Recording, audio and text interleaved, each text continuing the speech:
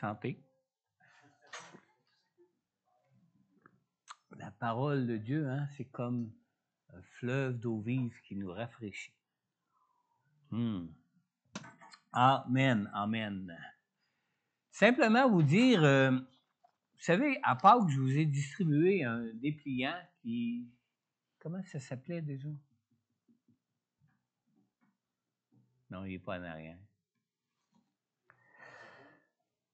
Hein? Un questionnaire. Oui, ça prendrait la diapo. Ah, voilà. Est-ce pour toi? Vie renouvelée. Vie renouvelée. Vous savez, ce questionnaire-là, il y avait plein de questions à l'intérieur qui nous donnaient de reconnaître en quoi nous avons peut-être encore des faiblesses, en quoi nous avons peut-être encore besoin de guérison, en quoi nous avons peut-être encore besoin d'être délivrés dans nos vies. Alors, c'est merveilleux. Personne ne m'est revenu là-dessus. On a une église complètement libre. On a une église complètement libérée. On a une église composée de gens complètement guéris en Jésus. J'en reviens pas. Je ne sais pas si vous avez pris le temps de répondre à ce questionnaire, mais moi, je peux vous dire que personnellement, j'ai encore besoin de délivrance dans ma vie. Personnellement, j'ai encore des faiblesses, des habitudes dans ma vie que j'aimerais me débarrasser. Personnellement, j'ai encore besoin de délivrance dans ma vie. Et ce programme-là a été justement fait pour nous conduire, nous aider. Parce que vous savez, moi, ça fait plus de 30 ans, même presque 40 ans que je suis chrétien. Ça fait plus de 30 ans que je suis pasteur. Et puis, je combats encore contre des choses dans ma vie. Alors, j'imagine que vu qu'on est encore tous des pécheurs, même si nous croyons en Jésus, parce que vous savez, quand nous croyons en Jésus, nous croyons que, parce que nous croyons en Jésus, nous sommes vus comme justes devant Dieu. Mais ça ne veut pas dire qu'on est encore parfait, là, parce qu'on est encore des pécheurs. Et des fois, on abandonne certains combats avec le temps, avec les années, puis dit, écoute, mais que le Seigneur veuille me guérir, il me guérira. Mais que le Seigneur veuille me délivrer, il me délivrera, ou etc. Mais vous savez, la parole de Dieu nous dit qu'on est déjà guéri en Jésus. La parole de Dieu nous dit qu'on est déjà délivré en Jésus. Souvent, le problème est de notre côté, non pas du côté de Dieu. Amen. Alors, prenez le temps de regarder ce dépliant-là. C'est le dernier dimanche que je vais en parler. On l'a annoncé à chaque dimanche depuis que qu'on a distribué ce dépliant-là avec ce questionnaire-là à l'intérieur pour que vous puissiez prendre conscience des besoins qu'on peut avoir encore en Jésus au niveau de notre délivrance, notre guérison, de perdre certaines habitudes de nos vies. Prenez le temps de regarder, puis revenez-moi avec ça. Vous savez, c'est un programme que vous pouvez suivre à partir de votre maison chez vous, où il y a des rencontres qui se font en Zoom à partir de vos rencontres chez vous, selon votre besoin. Et ça se fait 1 heure par semaine, régulièrement, de semaine en semaine. Une semaine, on a des témoignages. Une semaine, on a un partage de la parole de Dieu concernant notre besoin qu'on peut avoir pour être guéri, pour être délivré dans nos vies. Amen. Amen. Ça, c'est une chose. L'autre chose que je voulais vous parler, je m'en rappelle plus. Ah oui, je me souviens. La semaine prochaine, nous allons avoir un invité spécial. Pasteur Bernard Westerval. Bravo à Donald qui a essayé de bien prononcer le nom. Moi, je le connais depuis quelques années, puis je peux dire que j'ai de la misère à prononcer son nom. Il est d'origine hollandaise, je pense. Mais il est né en Ontario. Je pense que c'est ses parents qui sont emmenés au Canada. Il est né en Ontario. Il a un fort accent anglais, mais il parle très bien français. Il est professeur à l'Institut biblique Farel à Montréal pour les églises réformées évangéliques. Il est pasteur aux églises réformées évangéliques. Et il va nous emmener un message qu'on n'entend pas souvent dans nos églises. Un message qui nous parle de l'ascension de Jésus. Pour les églises réformées de son affiliation d'église, l'ascension de Jésus pour eux, ils ont comme conviction que c'est un moment important en ce qui concerne notre salut en Jésus. Et pour nous, on souligne toujours le vendredi saint, puisque Jésus est mort à la croix pour nous, pour nos péchés. On souligne toujours l'incarnation de Jésus, où ce que Jésus s'est fait homme et à l'occasion de laquelle on témoigne de Jésus à Noël. On souligne aussi la mort et la résurrection de Jésus, mais dans nos églises, on n'a pas l'habitude de souligner l'ascension de Jésus. Et c'est de ce thème que Bernard va venir nous parler dimanche prochain. J'ai bien hâte de l'entendre parce que moi, depuis les années que je suis pasteur, depuis les années que je suis sauvé, j'ai jamais encore entendu un message de la parole de Dieu sur l'ascension de Jésus et de cette importance pour notre salut en Jésus. Alors, je vous invite à être présent. Je peux vous dire qu'ils ont des convictions de foi qui sont un petit peu différentes de nous, mais j'ai parlé avec Bernard et il va s'en tenir vraiment à l'ascension de Jésus pour laquelle nous croyons autant eux que nous. Amen? Amen. Alors, on vous attend dimanche prochain pour entendre cette prédication de notre invité spécial qui va être pasteur Bernard Westervald. C'est drôle, hein? C'est E-L-D, puis on dit plus Vald que Val. Ça a une consonation hollandaise ou allemande, je ne sais pas trop. Amen. Merci, Daniel. Lui, il prononce bien. C'est un artiste, Daniel, hein? Il a plus de facilité vraiment à utiliser tout son corps pour exprimer des choses. Je vais vous inviter pour la prédication de la parole de Dieu ce matin à tourner avec moi dans 1 Pierre, le chapitre 1. On va lire pour commencer le verset 1 à 9. En passant, merci beaucoup pour ce temps de louange, Daniel. Je peux vous dire que ce temps de louange rencontre bien la prédication de la parole, le message que Dieu m'a donné pour nous ce matin, pour notre Église ce matin. Alors, dans 1 Pierre, au chapitre 1, on lit à partir du verset 1. J'aurais pu commencer juste à la fin du verset 1, parce que c'est drôle hein, comment les versets sont séparés des fois dans nos traductions. Vous savez, à l'origine, dans la parole de Dieu, il n'y avait pas de verset, il n'y avait pas de chapitre, rien de tout ça. Tout était en continuel. On a mis des versets, des chapitres pour pouvoir mieux s'y retrouver. Mais dans les textes originaux, il n'y a pas ni verset ni chapitre, il n'y a pas de division comme nous, on en a mis maintenant. Alors, on lit dans 1 Pierre à partir du verset 1, chapitre 1 à partir du verset 1, de la part de Pierre, apôtre de Jésus-Christ, à ceux qui sont étrangers et dispersés dans le Pont, la Galatie, la Cappadoce, l'Asie et la Bithynie. À vous qui avez été choisis, conformément à la prescience de Dieu le Père et conduits à la sainteté par l'Esprit, afin de devenir obéissants et d'être purifiés par le sang de Jésus-Christ. Que la grâce et la paix vous soient multipliées. Béni soit Dieu, le Père de notre Seigneur Jésus-Christ. Conformément à sa grande bonté, il nous a fait naître de nouveau à travers la résurrection de Jésus-Christ pour une espérance vivante, pour un héritage qui ne peut ni se détruire, ni se souiller, ni perdre son éclat. Il vous est réservé dans le ciel, à vous qui êtes gardés par la puissance de Dieu au moyen de la foi pour le salut, prêt à être révélé dans les derniers temps.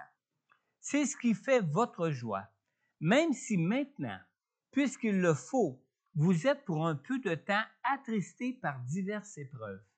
Ainsi, la valeur éprouvée de votre foi, beaucoup plus précieuse que l'or qui est périssable et que l'on soumet pourtant à l'épreuve du feu, aura pour résultat la louange, la gloire et l'honneur lorsque Jésus-Christ apparaîtra.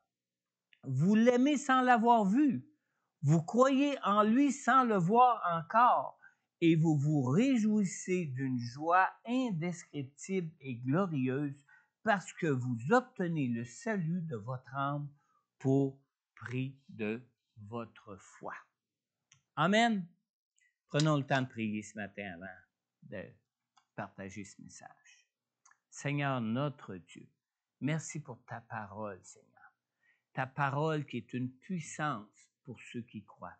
Ta parole qui est la vérité et qui demeurera à jamais la vérité, comme nous l'avons même chanté, Seigneur. Seigneur, nous croyons en toi. Nous croyons en ta parole, Seigneur, en Jésus qui est la parole incarnée de Dieu, Seigneur. Et Seigneur, nous croyons que tu es là vivant, que tu es là présent au milieu de nous, en nous, pour nous faire du bien ce matin, pour venir toucher nos cœurs ce matin, pour venir nous donner encore une plus grande révélation de ta personne pour nous ce matin et pour nous faire comprendre encore d'une plus grande vérité de ce qu'on a pu même comprendre et qu'on a pu même accepter de toi jusqu'à maintenant, Seigneur. Seigneur, que ton Saint-Esprit nous enseigne toutes choses ce matin. Que ton Saint-Esprit nous garde pleinement dans ta présence ce matin, Seigneur, et que nos cœurs soient entièrement tournés vers toi, Seigneur, pour recevoir tout ce que tu veux pour nous ce matin, Seigneur, afin d'assurer notre salut en toi, Seigneur, afin, Seigneur Dieu, que notre foi te soit donnée entièrement pour notre salut, Seigneur. Je te le demande, Père, dans le nom puissant de Jésus, ton Fils. Amen. Amen.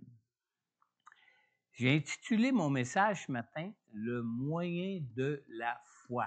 On a lu dans 1 Pierre au chapitre 1, à la fin du verset 1 et au chapitre 1, à la fin du verset 1 et au début du verset 2, on a lu « À vous qui avez été choisis, conformément à la préscience de Dieu le Père et conduits à la sainteté par l'Esprit. » Et on a lu au verset 4, au début du verset 4 et au verset 5, que pour un héritage qui vous est réservé dans le ciel, à vous qui êtes gardés par la puissance de Dieu au moyen de la foi pour le salut, prêt à être révélé dans les derniers temps.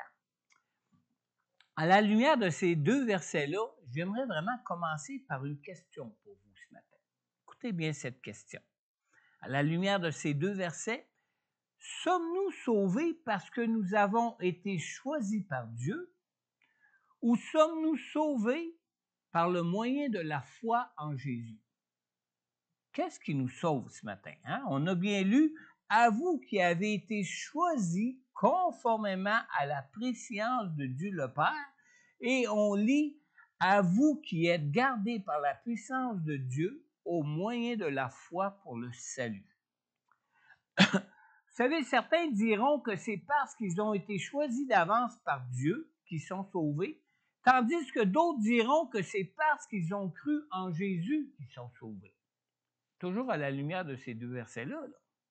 Alors, nous pouvons voir ici que nous avons deux façons de comprendre ou d'interpréter les Écritures, puisque l'on trouve les deux choix de réponse dans ces deux versets.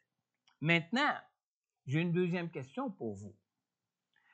Est-ce que ces deux façons de comprendre le plan du salut de Dieu nous permettent de croire qu'il y a deux façons ou deux moyens par lesquels nous pouvons être sauvés? Personnellement, moi, je crois que non. Personnellement, je vous dirais non. Et non seulement je vous dirais, je crois que non. Parce que nous comprenions être choisis ou que nous comprenions être sauvés par le moyen de la foi, nous croyons tous, les uns comme les autres, être sauvés par la foi seule en Jésus. Amen. Dans Éphésiens 2 et 8, nous lisons d'ailleurs, « En effet, c'est par la grâce que vous êtes sauvés, par le moyen de la foi. Et cela ne vient pas de vous, c'est le don de Dieu. » La parole de Dieu ici affirme explicitement que nous sommes sauvés par le moyen de la foi. Amen. Alors, je ne crois pas que le Saint-Esprit de Dieu m'ait conduit dans ces versets ce matin pour changer vos convictions concernant l'assurance de votre salut. Pas du tout. Je crois que si le Seigneur Jésus m'a conduit à ces versets par le Saint-Esprit, c'était, afin de vous parler de l'importance de la foi pour notre salut. On lit d'ailleurs dans Luc au chapitre 18 au verset 8, dans la parabole du juge inique et de la veuve qui réclame justice. Dans cette parabole, Jésus conclut sa parabole en disant « Mais quand le Fils de l'homme viendra, trouvera-t-il la foi sur la terre? » Alors, cette parabole nous parle de l'importance de persévérer dans la foi en Dieu et dans notre foi en Jésus pour notre salut, justement. On lit dans Acte 14, dans le verset 22, on lit ici aussi que Paul dit que Paul fortifiait l'esprit des disciples, les encourageait à persévérer dans la foi et disait « C'est à travers beaucoup de difficultés qu'il nous faut entrer dans le royaume de Dieu. » Alors, l'appel que l'apôtre Paul a reçu sur la route de Damas était justement un appel pour conduire des incrédules à la foi. Pourquoi? Parce que c'est par le moyen de la foi qu'on peut être sauvé. On lit aussi dans Acte 26, dans le verset 18. On lit ici « Je t'envoie leur ouvrir les yeux pour qu'ils passent des ténèbres à la lumière et de la puissance de Satan à Dieu, pour qu'ils reçoivent par la foi en moi le pardon des péchés et une part d'héritage avec les saints. » Alors, quand on lit ça, on s'aperçoit que pour entrer en possession de notre héritage, nous devons donc être des fils d'Abraham. Être des fils d'Abraham. La foi est le moyen essentiel pour hériter des promesses de Dieu pour nos vies, pour notre salut. Dans Hébreux 6,15, on lit ici concernant Abraham, c'est ainsi qu'après une attente patiente, Abraham a obtenu ce qui lui avait été promis. Alors, quand on lit ça, on voit que la foi implique une attente patiente face à toutes les promesses de Dieu que nous pouvons avoir dans sa parole. Alors, la foi, qui est essentielle à notre salut, peut malheureusement être confondue avec notre connaissance de Dieu et de sa parole. C'est pas parce qu'on connaît la parole de Dieu, c'est pas parce qu'on lit la parole de Dieu, c'est pas parce qu'on peut étudier la parole de Dieu que nécessairement notre foi est en Dieu. Vrai? Dans 1 Timothée au chapitre 1, dans le verset 18 et 19, Paul dit ici, « Timothée, combat le bon combat en gardant la foi et une bonne conscience. » Et qu'est-ce qu'il dit suite à ça? Il dit, « Cette conscience, quelques-uns l'ont rejetée et ils ont fait naufrage par rapport à la foi. » Alors, quand on lit que quelques-uns ont fait naufrage par rapport à la foi, on pourrait être tenté de comprendre qu'Hyménée et Alexandre, dont il est question ici, n'avaient jamais réellement été de vrais croyants, qu'ils n'avaient jamais réellement cru en Jésus pour faire naufrage par rapport à la foi.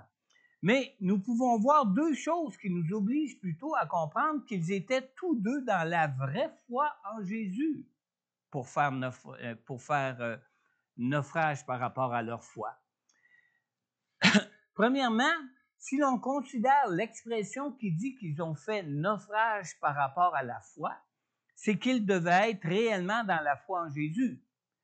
Comment pourrait-on faire naufrage par rapport à la foi si l'on n'était jamais embarqué sur le bateau de l'aventure de la foi? Amen. Pourrait-on être des naufragés de la mer sans jamais s'être embarqué sur un bateau qui vogue nécessairement sur des eaux au risque de faire naufrage? Pour faire naufrage, il faut être sur un bateau. Deuxième chose, dans le verset suivant, dans le verset 20, l'apôtre Paul dit les avoir livrés à Satan, avoir livré Hyménée et Alexandre à Satan suite au naufrage de leur foi. Comment pourrait-on livrer à Satan des non-croyants qui appartiendraient déjà à Satan? Et comment pourrait-on être déchus de la foi en Jésus qui lui-même a vaincu Satan pour nous si l'on n'avait jamais cru en lui? Alors, ce sont deux choses qui nous donnent l'évidence que Hyménée et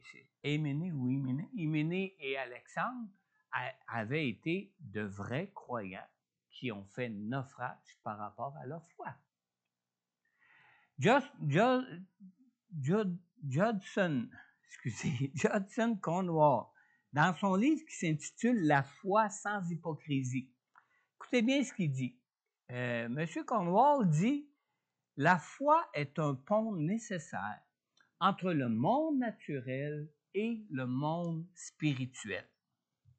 Évidemment, si en Jésus nous sommes assis au ciel, c'est que nous avons eu foi en lui pour traverser ce monde naturel vers le royaume spirituel de Dieu qui est appelé ici le ciel, hein, évidemment. Alors, notre foi, que Paul comparait à un bateau qui, pour Hyménée et Alexandre a fait naufrage, est appelée par Johnson Conwell, est appelée ici un pont. Et comme nous avons besoin d'un moyen comme un bateau pour traverser la mer ou que nous avons besoin d'un pont pour passer d'un côté d'une rive à une autre, que nous comprenions ou que nous ne comprenions pas que Dieu nous sauve parce qu'il nous a choisis, notre foi en Jésus est le seul moyen par lequel il nous est possible de passer de ce monde naturel au monde spirituel. Amen. Mais comment expliquer que certains puissent faire naufrage alors qu'ils étaient traversés pour s'être assis avec Jésus dans le ciel? Comment est-ce qu'on peut expliquer ça?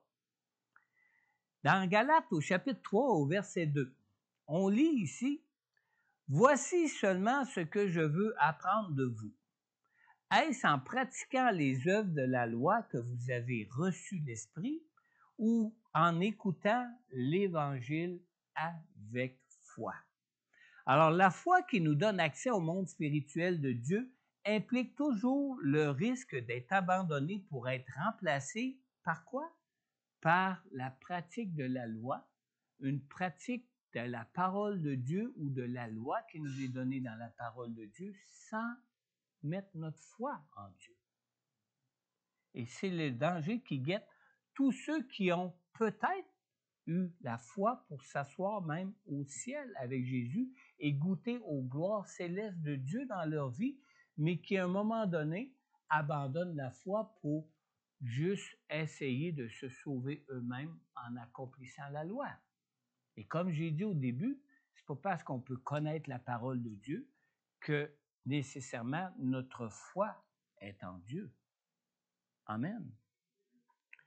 Alors, la foi qui nous donne accès au monde spirituel de Dieu implique toujours ce risque, le risque d'être abandonné, d'abandonner la foi pour être remplacé par la pratique de la loi, une pratique religieuse de la parole de Dieu.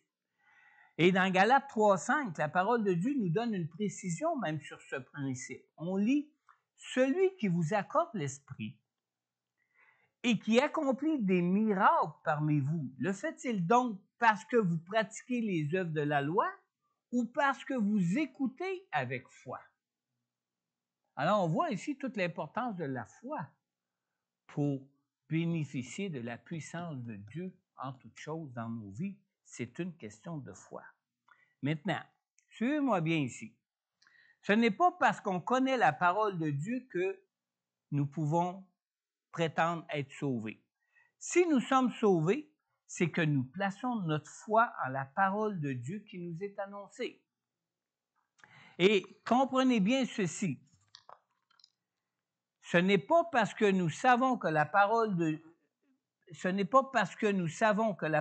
Dieu dit que Dieu est puissant que nous bénéficions de sa puissance pour être sauvés. Ce n'est pas une question de savoir que Dieu est puissant qui fait qu'on peut bénéficier de sa puissance. C'est une question de croire en la parole qui affirme que Dieu est puissant pour nous sauver.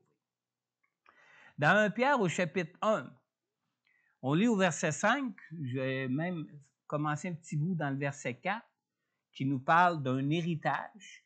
Vous êtes qui nous dit qu'un héritage nous est réservé dans le ciel à vous qui êtes gardés par la puissance de Dieu au moyen de la foi pour le salut prêt à être révélé dans les derniers temps.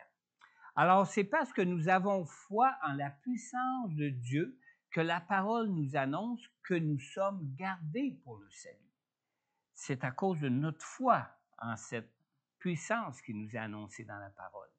Dans 1 Pierre 1,5, ici, ça nous dit clairement, « À vous qui êtes gardés par la puissance de Dieu au moyen de la foi. » C'est par la foi. C'est une question de foi. Amen. Pour le salut prêt à être révélé dans les derniers temps. Alors, la parole de Dieu ne nous a pas été donnée simplement pour que nous sachions comment nous conduire pour plaire à Dieu dans nos vies. La parole de Dieu nous a été donnée pour susciter notre foi en Dieu, pour que nous puissions être sauvés par lui. Parce que c'est seulement Dieu qui peut nous sauver. Et c'est seulement Dieu qui a la puissance pour nous sauver. Dans Éphésiens 2,8, on lit « En effet, c'est par la grâce que vous êtes sauvés, par le moyen de la foi. Et cela ne vient pas de vous, c'est le don de Dieu. » Alors, puisque nous ne pouvons accéder au monde spirituel que par le moyen de la foi, Dieu nous a donné la parole afin que nous puissions avoir la foi par laquelle seuls nous pouvons être sauvés. Il nous a donné cette parole justement pour susciter notre foi. On lit dans Romains 10 au verset 17, ce verset nous dit « Ainsi, la foi vient de ce qu'on entend, et ce qu'on entend vient de la parole de Dieu. » Alors, pour avoir notre foi en Dieu, on a besoin de la parole de Dieu, de laquelle notre foi va venir. Parce que si on se met à écouter n'importe qui, et si on se met à écouter n'importe quoi qui dit qui ne vient pas de la parole de Dieu, c'est en ces choses-là qu'on va mettre notre foi, et non pas en la parole de Dieu. Amen. Alors, cesser de nous nourrir de la parole de Dieu, ça implique le risque d'abandonner la foi. Négliger notre participation à l'Église, l'Église qui est la gardienne de la parole de Dieu, implique aussi le risque de croire aux mensonges qui nous détournent de la foi qui peut nous sauver. Amen. Dans Romains au chapitre 9, on lit dans le verset 31 et 32, nous lisons que Israël, qui cherchait une loi de justice, n'est pas parvenu à cette loi. Pourquoi? Parce qu'Israël l'a cherché non par la foi, mais par les œuvres de la loi. Ils se sont heurtés à la pierre qui fait obstacle. Et vous savez quoi? Il est clair qu'Israël a été la nation qui a été choisie par Dieu. Amen. Vous voyez l'importance de la foi?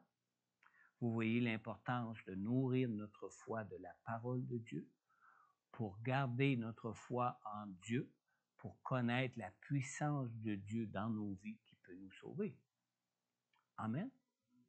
Et le contexte de ce verset concernant Israël nous parle justement du peuple d'Israël qui avait reçu la parole de Dieu qui pouvait les sauver. Mais malheureusement, ils ont reçu la parole de Dieu comme un code de loi à observer plutôt que comme la vérité de Dieu qui voulait les rendre libres. Et c'est ça qui a fait toute la différence ici. La foi en Dieu et en Jésus, qui est la parole de Dieu, est le seul moyen que nous avons pour être sauvés. On lit aussi dans Romains au chapitre 1 et au verset 16, « En effet, je n'ai pas honte de l'évangile de Christ. C'est la puissance de Dieu pour le salut de tout homme qui croit, du juif d'abord, mais aussi du non-juif. » Mais savez-vous une chose? La parole de Dieu n'est pas seulement une puissance. Hein? La parole de Dieu est aussi une nourriture. On lit dans Romains au chapitre 1, dans le verset suivant, verset 17, ça nous dit aussi, « En effet, c'est l'Évangile qui révèle la justice de Dieu par la foi et pour la foi. » On pourrait reprendre 2 fois la même phrase en disant c'est l'Évangile qui révèle la justice de Dieu par la foi. Et on pourrait reprendre en disant c'est l'Évangile aussi qui révèle la justice de Dieu pour la foi. Alors l'Évangile n'est pas juste une révélation de la puissance de Dieu pour nos vies, mais c'est aussi une nourriture pour notre foi, pour grandir dans la foi en Jésus. Et ça termine en disant, comme cela est écrit, le juste vivra par la foi. Donc, sa foi a besoin d'être nourrie pour pouvoir vivre par la foi. C'est parce que nous croyons à la parole de Dieu que nous sommes rendus justes devant Dieu, et c'est à cause de la parole que nous pouvons croire que c'est Dieu qui nous rend justes. On lit aussi dans 2 Timothée, au chapitre 3, au verset 1. Écoutez bien, ça dit ici, « Sache que dans les derniers jours, il y aura des temps difficiles. » Vous n'avez pas vu ça encore, hein, des temps difficiles? D'après moi, on est pas mal dans les derniers jours. Hein? Mais la parole de Dieu nous dit aussi pourquoi les derniers jours seront difficiles. Et écoutez bien ce qui va être difficile de plus en plus on avance dans les derniers jours. Plus bas, toujours dans 2 Timothée chapitre 3, mais au verset 5, on lit que certains auront l'apparence de la piété, mais renieront ce qui en fait la force. Éloigne-toi de ces gens-là. Vous savez, on pense à toutes sortes de choses quand on se dit être dans des jours difficiles. Hein? On pense aux difficultés que les nations rencontrent, on pense à nos gouvernements, on pense aux événements climatiques, puis à toutes des choses comme ça. Mais ce qui va être vraiment difficile, c'est d'être gardé dans la foi. Où ce que des gens vont avoir l'apparence de la piété, mais qui vont renier ce qui en fait la force, c'est-à-dire leur foi ne sera pas en Dieu, leur foi va être en eux-mêmes, ou ce qui vont être juste des gens religieux qui vont essayer de vivre pour plaire à Dieu sans vraiment avoir de foi en Dieu. Qu'est-ce que la parole de Dieu nous dit par rapport à ces croyants-là? Cette sorte de croyants-là nous dit de nous éloigner de ces gens-là. Alors, c'est lorsque nous utilisons la parole comme un moyen de plaire à Dieu plutôt que de l'utiliser comme le moyen pour croire que nous renions que c'est Dieu qui nous sauve. Nous pouvons tous devenir comme des pharisiens qui avaient l'apparence de la piété à cause de leur obéissance à la parole, mais qui refusaient de croire en Jésus pour être sauvés par lui, pour bénéficier de la puissance du salut que Jésus était venu apporter. Même Jésus donnait à ses disciples de se méfier d'eux afin de ne pas glisser dans le même piège de croire pouvoir se sauver par nous-mêmes. Dans Matthieu 16, au verset 6, Jésus leur dit « Attention, méfiez-vous du levain des pharisiens et des sadducéens. » Mais Jésus a dû leur préciser même ce qu'il voulait dire quand il leur disait ça, parce que les disciples ne comprenaient pas. On lit au verset 12 que « Alors ils comprirent que ce n'était pas du levain du pain qu'il leur avait dit de se méfier, mais de l'enseignement des pharisiens et des sadducéens. » Amen. Alors, il faut faire attention quand des gens, des fois, paraissent à être des gens pieux, des gens sauvés, des gens qui disent avoir la foi en Dieu, mais que leur foi n'est pas du tout en Dieu, mais plutôt en eux-mêmes pour essayer d'accomplir par eux-mêmes leur salut en cherchant à en obéir aux Écritures. Amen. Quelqu'un qui parle de la parole peut nous paraître juste, peut paraître même être juste. Mais ce n'est pas par notre obéissance à la parole de Dieu que nous sommes sauvés, mais par la foi en Jésus qui est lui-même la parole de Dieu qui est puissante pour nous sauver. Un dernier point rapidement. Ce n'est pas parce que nous observons la parole de Dieu que nous pouvons, au milieu des épreuves, demeurer fidèles à Jésus pour notre salut. Dans 1 Pierre, au chapitre 1, on lit dans le verset 5 à 6, ou on a lu dans le verset 5 à 6, « À vous qui êtes gardés par la puissance de Dieu au moyen de la foi pour le salut, prêt à être révélé dans les derniers temps, c'est ce qui fait votre joie, même si maintenant, puisqu'il le faut, vous êtes pour un peu de temps attristés par diverses épreuves. Alors, on parle vraiment ici de la nécessité de la puissance de Dieu par rapport aux épreuves qu'on peut rencontrer dans nos vies. Quand on parle d'épreuves, on ne parle pas juste des malheurs qui pourraient nous atteindre. Quand on parle d'être tenté de se livrer à un péché quelconque, c'est une épreuve pour nous. Ce n'est pas juste quelque chose qui pourrait nous atteindre, qui est complètement à l'extérieur de nous. Amen. Alors, lorsque nous traversons des épreuves, ce n'est pas notre connaissance de la parole qui est éprouvée, mais c'est plutôt notre foi en la parole de Dieu qui est éprouvée.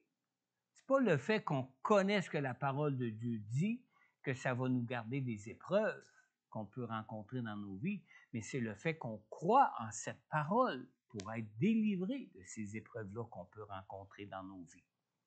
Dans Jean, au chapitre 10, on lit dans le verset 11 et dans le verset 13, Jésus nous dit, écoutez bien ce qu'il dit, « Je suis le bon berger. Le bon berger donne sa vie pour ses brebis. » Et au verset 13, on lit, « Le simple salarié s'enfuit car il travaille pour de l'argent et ne se soucie pas des brebis. » Vous savez, lorsque nous obéissons à la parole pour être trouvés justes devant Dieu, plutôt que d'obéir à la parole parce que nous croyons en Jésus, nous sommes comme des mercenaires. Vous savez, c'est quoi un mercenaire, là? Dépendamment des versions, il y en a peut-être qui parlent d'un mercenaire plutôt qu'un simple salarié. Alors, un mercenaire est quelqu'un qui travaille pour sa pitance. Vous savez ce que ça veut dire, travailler pour sa pitance? Travailler à peu près juste pour pouvoir vivre pour sa nourriture, c'est-à-dire pour gagner sa vie. Alors, un croyant mercenaire, c'est un croyant religieux qui s'évertue à observer la parole de Dieu pour gagner son ciel. Ça, c'est un croyant mercenaire. Et qu'est-ce qui différencie ces deux types de croyants? Principalement, ce qui les différencie, c'est leur foi. Le croyant religieux a autant de foi que l'autre. Et je dirais même que dans certains cas, il a peut-être besoin même d'avoir plus de foi que celui qui croit qui obéit à la parole parce qu'il y croit. Mais la première différence, la plus marquante, est que la foi du croyant religieux est une foi qui est une foi en lui-même et non pas une foi en Dieu.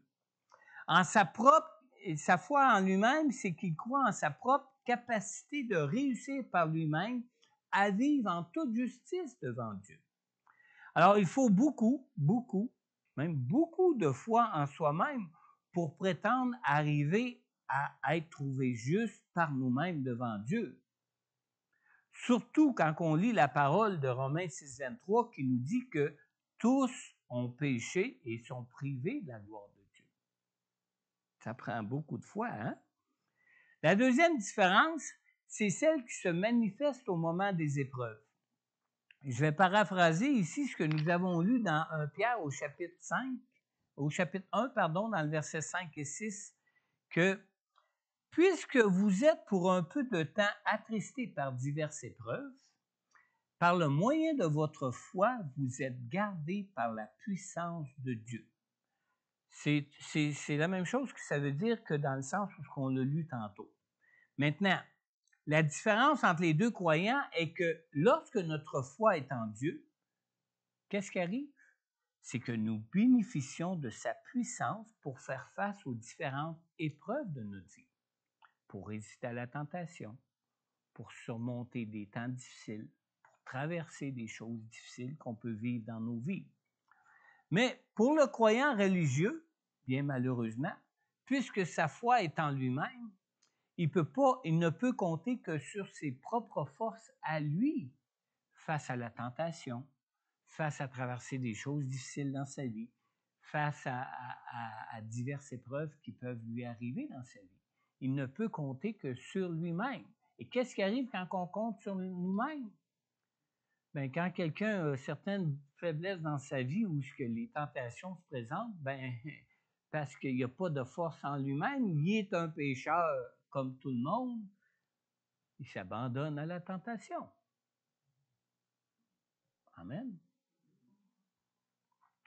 Donc, puisqu'il est pécheur, comme nous le sommes tous d'ailleurs, il n'a aucune puissance pour traverser tout ce qui peut l'éprouver. Aucune puissance. Il est livré à lui-même. Troisième chose, la plus grande différence qui démarque le croyant qui obéit à la parole de Dieu parce qu'il y croit, et celui qui obéit à la parole de Dieu pour se sauver lui-même concerne notre relation personnelle avec Jésus. On lit dans 1 Pierre au chapitre 1 au verset 8, « Vous l'aimez sans l'avoir vu. Vous croyez en lui sans le voir encore et vous vous réjouissez d'une joie indescriptible et glorieuse. » Savez-vous, quand on lit ça, on peut dire que Dieu considère notre foi d'aujourd'hui en Jésus, il la considère comme une plus grande foi que celle de ses disciples à l'époque des apôtres. Pourquoi je dis ça? Parce qu'il nous dit ici que nous croyons en lui sans jamais l'avoir vu, alors qu'à l'époque des apôtres, ses disciples ont pu le voir agir, ont pu le voir même ressusciter après sa mort. Dans Jean au chapitre 20, dans le verset 28, après sa résurrection, Jésus a dit à Thomas dans la chambre haute, « Parce que tu m'as vu, tu as cru. Heureux ceux qui n'ont pas vu et qui ont cru. » Vous voyez l'importance de la foi encore ici, hein? Alors, c'est toujours plus difficile de croire lorsqu'on ne voit pas que de croire lorsque nous voyons. Je pense qu'on est tous d'accord avec ça. Et c'est ce qui fait la plus grande différence entre celui qui obéit à la parole parce qu'il croit en Jésus et celui qui obéit à la parole parce qu'il croit être capable de se sauver lui-même. Et ça fait une grande différence, surtout au niveau de notre relation personnelle avec Jésus. Dans Galates, au chapitre 3, au verset 5, on a lu au début, « Celui qui vous accorde l'Esprit et qui accomplit des miracles parmi vous, le fait-il donc parce que vous pratiquez les œuvres de la loi ou parce que vous écoutez avec foi? » Alors, celui qui aime Jésus et qui croit en lui sans l'avoir vu bénéficie de l'Esprit de Dieu pour avoir toute la puissance de Dieu à sa disposition pour être gardé pour son salut. Par contre, celui qui obéit à la parole de Dieu pour gagner son ciel par lui-même ne dispose pas de la puissance de Dieu pour sa vie parce qu'il n'a pas de relation personnelle avec Dieu pour être habité du Saint-Esprit. Maintenant, puisque nous parlons de croire en Jésus pour avoir une relation personnelle avec lui par la foi et pour l'aimer sans même l'avoir vu de nos yeux, as-tu déjà, par la foi, invité Jésus comme Sauveur et Seigneur de ta vie, afin d'être pardonné pour tes péchés et afin de bénéficier de toutes ces grâces pour être gardé pour ton salut? Dans Romains 5,8, le verset ici nous dit, « Mais voici comment Dieu prouve son amour envers nous. Alors que nous étions encore des pécheurs, Christ est mort pour nous. » Alors, si ce matin, tu peux croire en cet amour que Jésus nous a témoigné à la croix pour que nous puissions être sauvés par lui, je t'invite simplement à adresser de manière sincère cette prière à Jésus pour le recevoir dans ton cœur pour ta vie. Simplement répéter avec foi, sincèrement, après moi dans ton cœur. Seigneur Jésus, je reconnais que je suis pécheur. Seigneur Jésus, je crois en toi et je crois en ton sacrifice à la croix pour moi pour le pardon de mes péchés. Je t'invite donc maintenant à venir dans mon cœur et je te prie, Seigneur, pour la grâce de me pardonner et de me purifier maintenant de tous mes péchés. Père éternel, merci d'avoir donné ton Fils Jésus pour me sauver et merci, Père, de faire de moi maintenant ton enfant. Amen. Alors, si présentement tu écoutes ce message en ligne et que tu as adressé cette prière à Dieu pour recevoir le pardon de Dieu et devenir ainsi enfant de Dieu pour la toute première fois de ta vie, n'hésite pas à prendre contact avec moi. En retour, je pourrai prier pour toi personnellement. Je pourrai répondre à toutes tes questions sur l'amour de Dieu pour toi, toutes tes questions sur sa parole qui peut te rendre libre dans ta vie maintenant. Et si peut-être tu es aussi de ceux qui avaient déjà fait cette prière auparavant dans votre vie, mais que ce matin, tu réalises combien tu as besoin d'avoir une foi vivante en Jésus pour ta vie. Romains 8, versets 38-39 nous dit « J'ai l'assurance que ni la mort, ni la vie, ni les anges, ni les dominations, ni le présent, ni l'avenir, ni les puissances, ni la hauteur, ni la profondeur, ni aucune autre créature ne pourra nous séparer de l'amour de Dieu manifesté en Jésus-Christ, notre Seigneur. » Alors, si tu n'as pas cette assurance-là dans ta foi en Jésus, je t'invite à confier à nouveau ta vie à Jésus.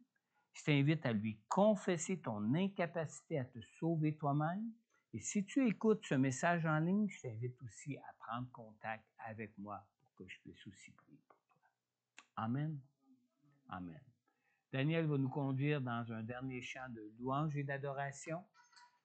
Si vous voulez vous avancer pour des prières, quelle que soit votre prière, si vous avez été touché par ce message et que vous aimeriez que je prie pour vous, avancez-vous simplement. On va prendre le temps de prier ensemble. On va prendre le temps vraiment que ce pont soit établi entre nos vies et Jésus qui est au ciel, qui est là, ou que sa puissance est à notre disponibilité pour nous sauver, pour nous guérir, pour nous délivrer. Si c'est pour un tout autre sujet de prière ce matin, prenez le temps d'avancer. C'est en Jésus seul qu'on peut vraiment être comblé en toutes choses, dans nos vies maintenant, comme pour la vie éternelle à venir. Amen. Amen. Amen.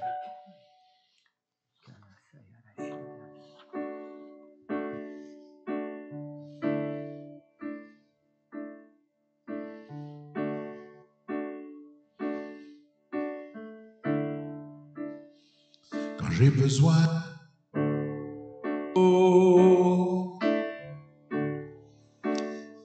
quand j'ai besoin de paix,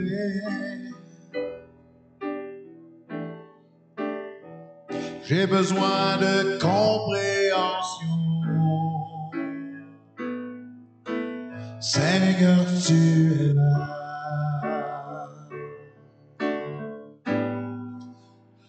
Quand j'ai besoin d'espoir,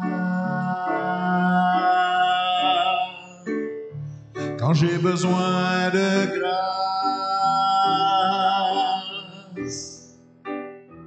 quand j'ai besoin d'une autre chance, Seigneur, tu es là.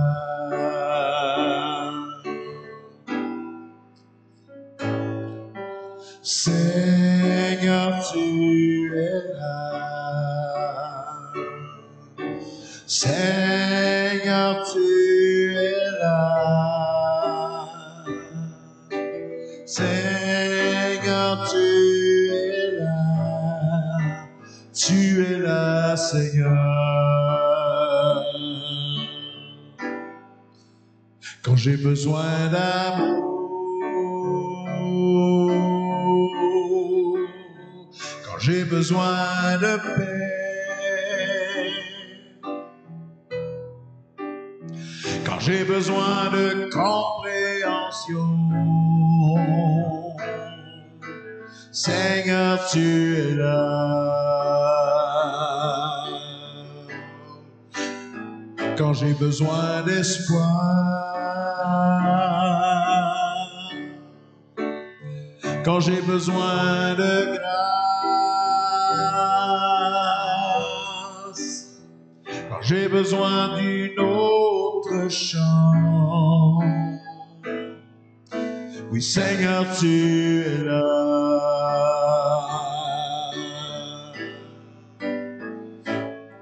Oui, Seigneur, tu es là.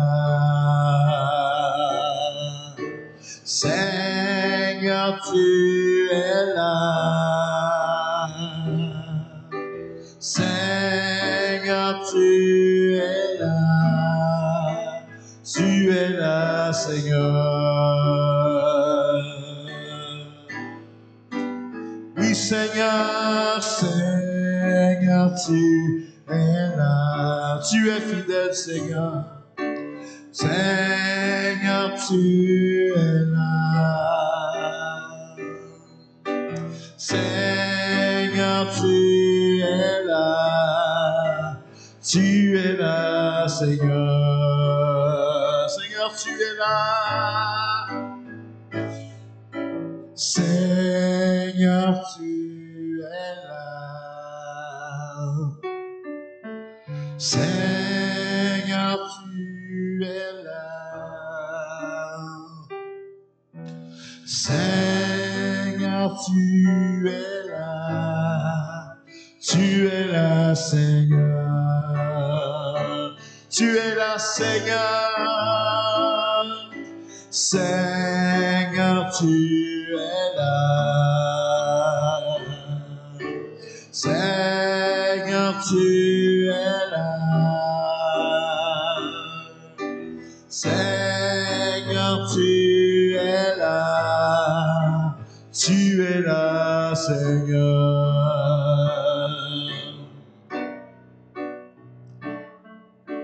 Seigneur, tu es là. Tu es là, Seigneur.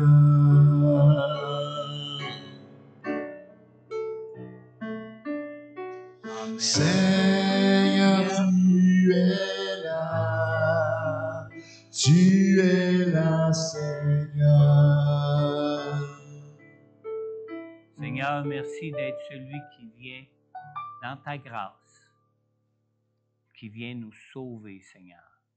Tu nous dis, Seigneur Dieu, dans ce dernier verset de ce message ce matin, que pour le prix de notre foi, nous pouvons, Seigneur, avoir cette assurance de ta présence, cette assurance d'être sauvés par toi, cette assurance d'être gardés par toi.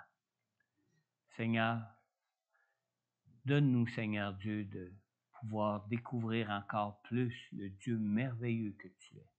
Donne-nous, Seigneur, de pouvoir expérimenter encore plus le Dieu merveilleux que tu es, Seigneur.